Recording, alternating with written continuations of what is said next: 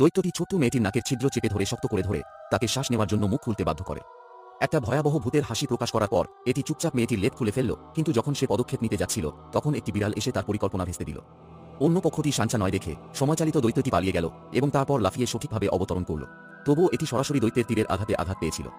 ব্যথা অনুভব করার সময় পাশের পাখাটি হঠাৎ মাঝপথে পড়ে গেল এবং মেয়েটি তৎক্ষণাৎ জেগে উঠে। দৈত্যটি ধীরে ধীরে মাটিতে থাকা ছুরিটি তুলে নিয়ে একটি গভীর গর্তে লুকিয়ে পড়ল। ভাঙা দেয়ালটি ধীরে ধীরে তার আসল অবস্থায় ফিরে এলো। শব্দ শুনে বাবা মায়েরা দ্রুত ছুটে গেলেন, কিন্তু তাদের মেয়েকে কাঁদতে এবং খুব দুঃখিত দেখতে পেলেন। তোতা পাখি কামড়ে মারা গেছে।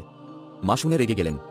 জানালার সিলে রক্তাক্ত দাগ দেখে সে বুঝতে পারল যে বিড়ালটি তোতাটিকে আঘাত করেছে, তাই সে বিড়ালটিকে ফেলে দরজার বাইরে ফেলে দিল।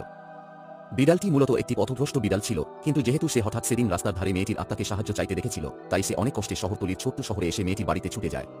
মেয়েটি এই ছোট্ট ছেলেটিকে খুব পছন্দ করেছিল এবং তার মাকে তাকে দত্তক নেওয়ার জন্য অনুরোধ করেছিল।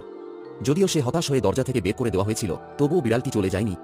আপনার যদি ভিডিওটি ভালো লাগে অবশ্যই একটি লাইক